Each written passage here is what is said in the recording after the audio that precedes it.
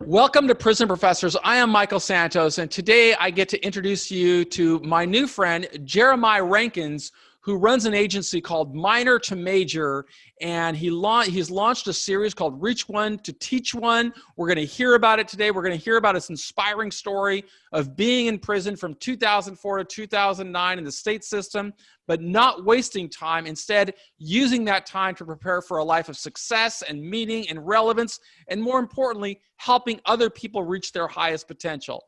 So Jere-My, I really want to thank you for taking the time to connect with us at Prison Professors. Why don't you tell us a little bit about how you even heard of who we are and what we do? First and foremost, Mike, I think it's important for me to give thanks for the opportunity to be on Prison Professors. So I do appreciate this opportunity.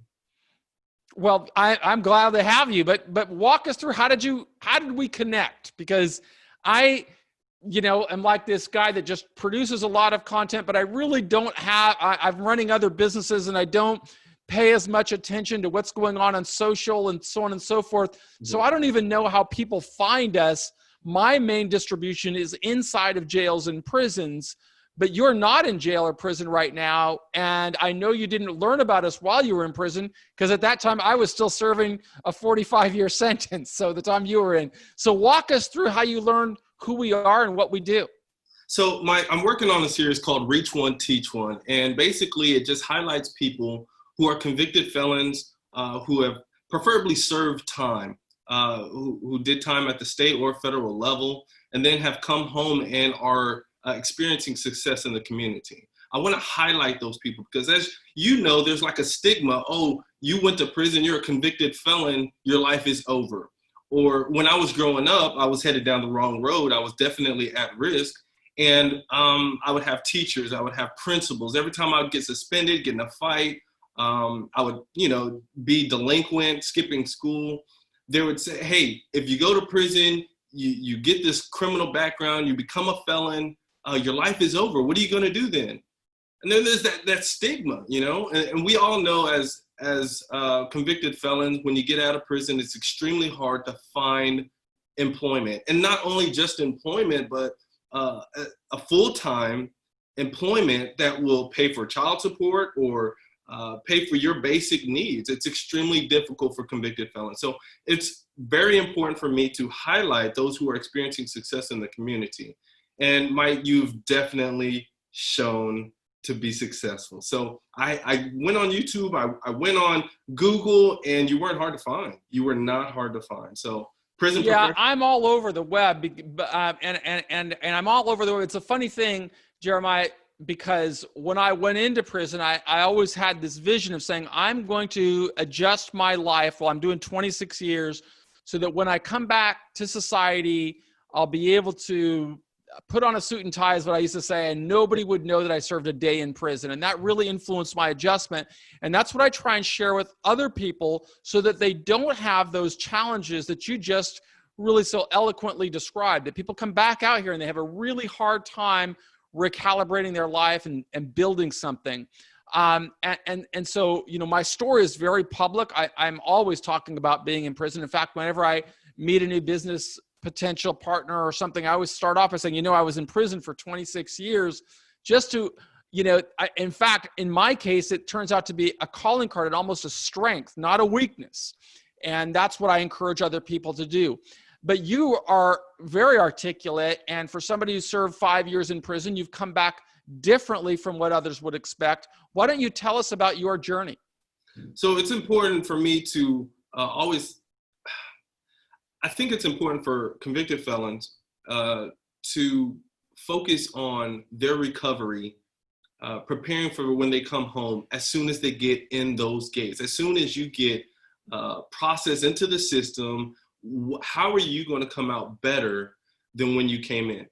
And so the preparation starts immediately. I don't care how much time that you've been sentenced. I mean, 75% of convicted felons that go into prison are likely to come out at some point in their life, in their lifetime. So with that being said, why not prepare so when you come home, you're on top of your stuff? And so basically that's what I did, Mike. I started studying Spanish. I started attending college at the basic level, and I knocked out a lot of my basic courses. So whenever I came home, I wanted to get back into the university, and I wanted to make a change. I wanted to stop the pipeline from school to prison like I fell into. And so it's very, very, very important that we focus on being restored and reform ourselves and not depending on the system to do it for us. If we get any help, like I got help through the Texas Department of Criminal Justice, they allowed me to take 4 or 5 different courses. So I think I had over 9 hours to transfer when I came home. They were transferable credits. And I continued. Walk us through, though, before that. How old were you when you went to prison, and what did you go to prison for? And then I'm going to ask some follow-up questions along those lines so that people inside can kind of identify with you, because right now you sound like a university professor, not like a guy that was going into prison. And that's why it's great that you're on the Prison Professors program, because that shows really what we can create. But I suspect that when you went into prison, you had a different mindset. How old were you? Mike, I was real young. We have to back it all the way up. Let's do that. I was a child that came from a good home. My parents are still married, 2-parent home. We started off in the hood, but my parents got better jobs. My mom became a flight attendant. My dad started getting higher up in the U.S. Postal Service. And so they got better jobs, and we moved out of the hood. But for some reason, I made bad choices. So I went diagnosed with ADHD, very prominent in the Black community, but I definitely fit the criteria. And then it kind of progressed. I went to conduct disorder, and I went undiagnosed with several behavioral disorders. And so, to say the least, I was a bad kid, Mike. I mean, I was a bad kid. You were a kid influenced by an environment and made some bad decisions. I don't know that any kid's a bad kid. We're all a product of what we see around us. And if you're raised around struggle and challenges, you know, we sometimes get influenced by, people or situations that put us on a bad path. You're not a bad kid because you've turned out to be a great man. Sure. So how old were you when you first had challenges with the criminal justice system? So when I was a teenager, I started breaking the law. So I started off with checking car doors to see if they were unlocked. And then it went from apartment homes. And then at 17, I caught my first case of burglary of a habitation. And I prayed to God. I said, God, if you let me out this time, I promise. I prayed and I cried in that jail cell at 17 on the adult county jail. And I said, God, if you let me out, I promise I won't do this anymore. And I'm going to change my life. And then 2 months later, maybe 3 months later, I was back at it. And so it wasn't until I was 19 years old when I walked into a store, and I don't want to put the name out there. It's a large chain, but I walked into the store with a buddy, and we were in our undergrad. I had a college football scholarship. And so you graduated high school, were a good student athlete. So even though you were making some questionable decisions when it came to the law, you at least had discipline as a student and as an athlete. Correct. So my senior year, I said, I'm going to buckle down, and because I had the talent. I ran a 4.3 40 in 2003, which is pretty fast. And so I had the talent. And so my senior year of high school, I said, man, I'm going to buckle down and I'm going to work hard. I'm going to play as many senior football games as I possibly can. I'm going to pass my courses. And so I did that. I accomplished my goal of getting that partial scholarship into a junior college, despite my background, despite the mistakes that I made. And so when I came home for Thanksgiving, my first semester of college, me and a buddy walked into a store, and we went to go purchase a police scanner. And the reason why is because college was about 4 hours away. And so what we wanted to do was we wanted to speed because we didn't like the drive. It was boring, nothing to see in the hill country of Texas. And so we were driving to college, and we said, let's buy a police scanner. And so we went into the store. We're broke college students. We wanted to buy a good one for like $25, $30. They were expensive. And so what we did was we pulled out some razors from the store. They were close by. We pulled out some razors. We broke open the package, and we used those razors to steal some keychains. At the time, laser pointers were really big. Mind you, I wasn't the best person in the world. I would point laser pointers up at the helicopters and airplanes. I was that kid. And so at 18 years old, we stole those laser pointers. And is that what you got arrested for? The second time. So I was on probation for burglary of a habitation. And so we started walking out the store, stopped Target security. We started to run. Target security grabbed me. My buddy ran. So they grabbed me. I was injured. And I ended up breaking loose. Okay. I broke loose and I ran off. Nothing in my hands. I ran off. They came back. They arrested both of us. I ended up later getting indicted. And they came back with the charge robbery by threat. Robbery by threat. These keychains weren't probably worth $10, but they charged me with robbery. And so, I was definitely in the wrong. I did commit wrong, right? I did do wrong. But they did charge me with that, and I revoked my probation, and I ended up getting sentenced to 5 years. And when I had my court appointed, because my parents weren't going to pay for an attorney at the second mistake. The first mistake, maybe, yeah, let's invest in his mistake. The second time, shame on you. And so I ended up consulting with my attorney. He said, yeah, you know what? I mean, it's robbery by threat. You didn't have a weapon. It's a nonviolent crime. You probably do a year at the most, and you'll be back home, and you'll be back on the football field. And I ended up having to serve a mandatory of half that sentence, which was 2.5 years. And I didn't get my parole. And so I ended up doing the full 5 years. And what was your mindset while you were in prison? What were you trying to accomplish while you were there? So first, when I first got sentenced, I said, wow. I looked back at my life and I looked at what I lost. I had scholarship to play football, what I loved and I had a passion for. I wasn't doing bad in my academia. I mean, I looked back at what I lost. And that was my aha moment, like, golly, I've got to do better. And so I put it in my mind. It was like a gear switch. It was like something clicked. I have to come out better than when I came in. And what can I do? Did you ever, let me ask you a question. While you were in custody at 18, 19 years old, did you ever hear that message that the best way to serve time is to forget about the world outside and just focus on your life in prison? No, I wish I would have, but no, I didn't. Really? Because my advice is that's the worst advice that anybody could give, but I heard it in every jail and prison I was in. Really? Why do you think that is something that's valuable? Because first and foremost, when you focus on people around you, so that would be your world, the prison, that experience. When you focus on the outside, I feel like that will be a distraction. That is a huge distraction. So I focused on me in every aspect, mentally, emotionally, spiritually, and then physically, of course. And I feel like it was an internal growth within. And I just, that outside, my mom told me, she said, son, you're going to be in that place, but don't let that place get in you. And so that's why I kind of defend my stance on that one. You? No, I believe that if you're in jail or prison, it's really important to learn from guys like you, and you're outside. Mm-hmm. It's really important, and that's one of the reasons for Prison Professors exists, is we want to show people in jail and prison that you're going to face a lot of challenges when you come home. I don't sugarcoat anything. It's hard to get a job. As you said at the beginning, it's hard to get started again.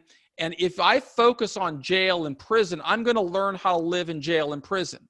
And the message that I get from staff that I heard while I was serving time is you got nothing coming. If you can't do the crime, if you can't do the time, don't do the crime, right? That was the message I heard from the institution. Mm-hmm. From other prisoners, it was, to survive in here, what you need to have is a ball of hate in your stomach and a knife.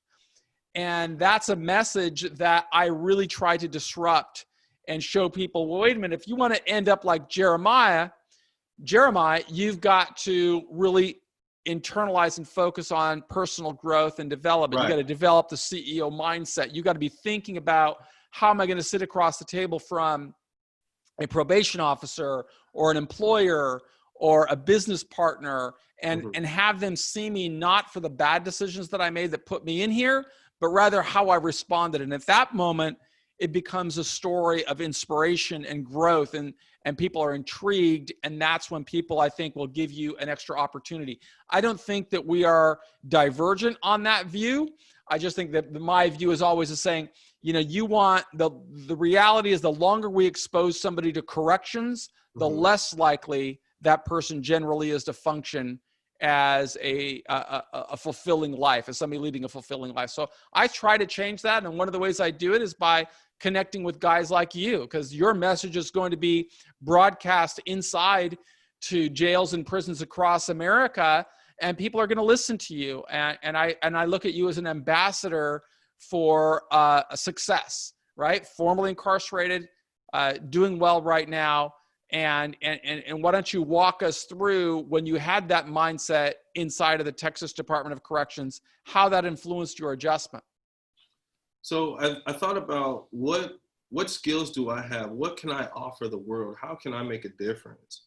And so when I was in prison, that's when I started working on my education, and I wanted to get the alphabets behind my name. So right now, Michael, I'm a licensed professional counselor in the state of Texas, and I could have gotten out and become an advocate. I could have gone to schools and I could have talked and spoke, but I wanted the state to understand that I'm not only experienced in living a lifestyle, but I'm also informed and educated, and I'm trained, and I've got the test scores and the research behind to show that I'm able to help adolescent youth or at-risk youth not go down the path that I have. So it was you're also validated as a licensed professional. Why don't you, that is a very important message, I think, for people that think because they have a felony background, they can never earn that type of professional licensing.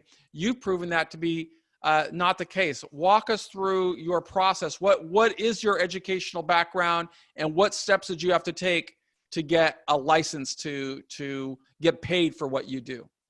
So I earned a bachelor's degree in clinical psychology, anything in social services, social work, licensed mental health professional, advocate. I mean, anything in social services at the bachelor's level will get you into a master's program. So you must have a master's degree to be licensed at what I do. And I specifically specialize in at-risk youth. So those youth who have been referred to the Juvenile Probation Department, CPS kids. Michael, within 3 years of aging out of CPS, 85% of those kids are going to return to an incarcerated facility. That's what the statistics show in Texas. So I decided to hone in on that specific group. Where can I be most effective? And so, yeah, so bachelor's degree, master's degree to become licensed. Where are those degrees from? So I've got a bachelor's degree out in West Texas called Angelo State University. It's where I got my general psychology degree. I went on to get my master's degree from a 4-year accredited university in Texas Southern University in Houston, Texas. And those credentials were only a stepping stone. They were an incremental step because you also had to get licensed by a board, correct? You had to be board certified. Is that right? Yeah, and you know what? It was so difficult. In each one of those steps, it was so difficult. Getting into my master's degree, I'll give you 2 great examples of how the trouble, the strife, the problems, the issues, they don't stop once you get into college and you get reformed. You have to kind of influence other people to believe in you. So it was, let me give you an example. When I was in my master's program, I had to find an internship. No one takes a convicted felon. And I had to disclose.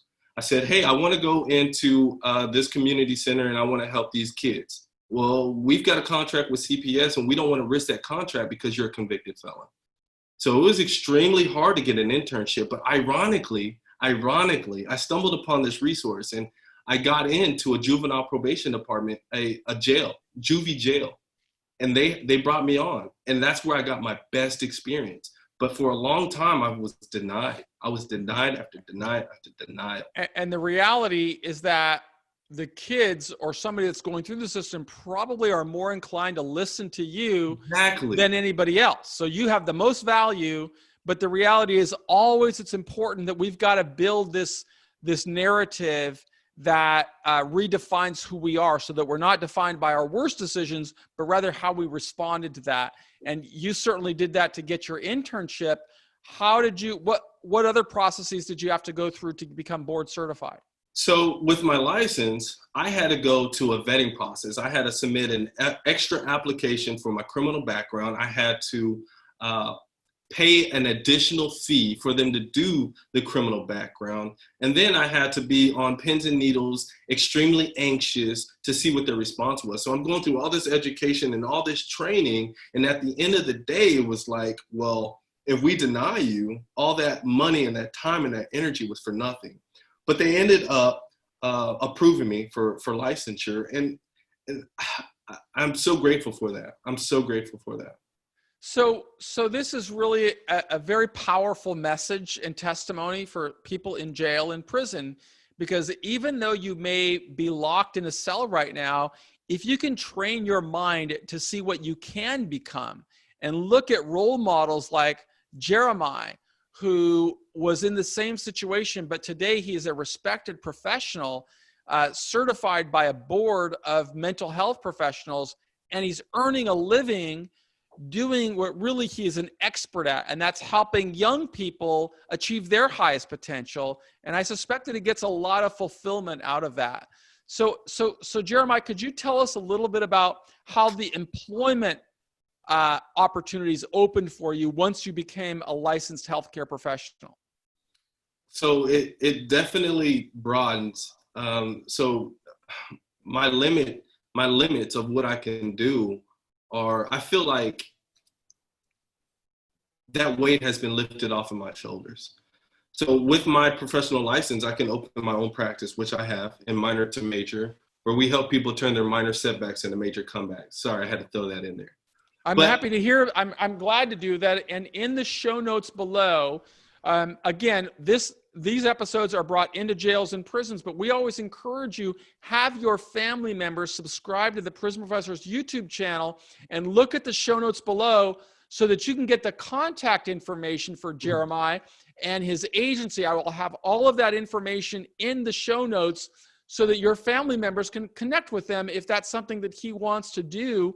But really what we're trying to do is help more people understand, regardless of what challenges you've had in the past, you can always sow seeds for a better future. And we want to give you these real life examples. And that's what Jere-My is giving us right now, a real life example of what best possible outcomes can look like. So I will have the show notes and your contact information in the show notes below. But tell us a little bit more about your agency, when you started it, and how you monetize it, if it's okay. Yeah, no problem. So with minor to major, it's a private practice of where I can provide individual, group, and family therapy. That is the basis of the services that I provide. The focal point of my service is at-risk youth, kids with behavioral issues, like I had, behavioral and mood disorders. That is my focus. I do provide counseling for others, young men who have come out of prison. I do offer that service, but that is my focus. Then who pays the fee? Does the state pay the fee, or is it private pay?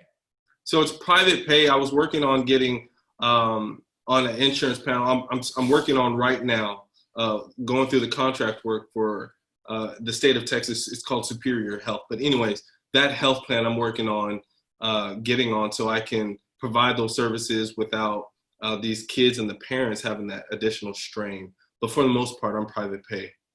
Good. And that's actually a higher paying pathway. I think the difference is if you're on the insurance policy, you get more clients, but you have to, I think you have to, correct me if I'm wrong, but isn't the service delivered at a much lower rate if the government's paying? Or they don't pay you what you're worth. They don't pay you what you're worth, Michael. Yeah. So we want you to get paid what you're worth. And so what we would love to do at Prison Professors is we always want to promote formerly incarcerated businesses.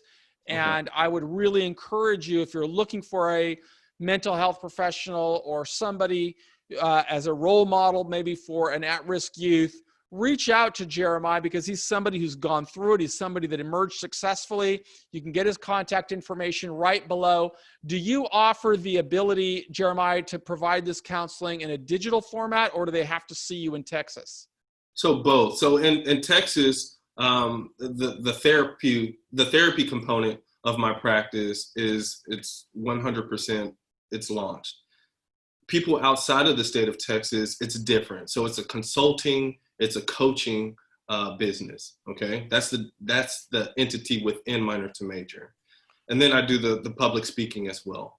But I've got people from Florida. I've got a customer in New York, but I've got people who reach out to me because they want to fine tune their purpose, and so they come in to consultation and they ask me, I want to turn my pain, what has happened to me, into my purpose. And I need you to help me articulate and formulate a plan so I can share this to the people so other people can learn and I can be a testimony. And so that's what I help with on the consultation side outside of the state of Texas.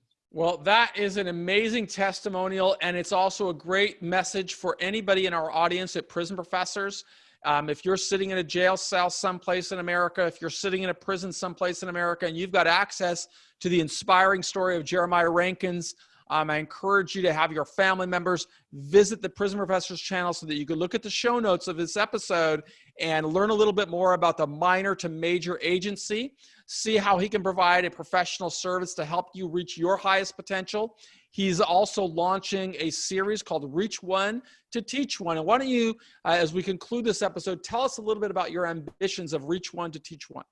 So it's very similar to the project that you've been working on. I would like to highlight convicted felons who are experiencing success in the community. I want people who come home from prison, I want their family members to be encouraged and motivated and hear these stories. Because like I said before, when you get out of prison, there's this dark cloud, there's this stigma that says, because I'm a convicted felon, I can't get a job or a decent paying job, or I can't. There's a ceiling there. There's a ceiling. And I talked briefly about that ceiling when I got fully licensed as a licensed professional counselor. I felt like that ceiling was blown off. I can do whatever now. I can travel. I can have my own practice. I can teach. I can do so much. And other convicted felons can benefit from that. Other convicted felons from hearing those stories can get ideas. They don't have to do the same thing. They don't have to go into the same profession. They don't have to go through academia. But it's the ideas that are generated through these conversations that you and I have, Michael, these testimonies that we share. They need to hear this positive stuff. And so that's what Reach One, Teach One is. And if you can't tell, I'm extremely passionate about my project. And I think it's important for our community. It's definitely important. And what it really does is disrupt the mindset of what prison is supposed to produce. You're looking at an individual who is really what every taxpayer wants to come out of our criminal justice system. His life is far better than if he chose a pathway that is disruptive. And just want to thank you for being a part of the Prison Professors program. And when you get your book comes out, make sure that you reach us back out so that we can promote your book to people in jail and prison. But we've got to sign off because our time is limited inside of these institutions. But I really want to thank you, Jere-My, for being a part of our community. Yeah, thank you.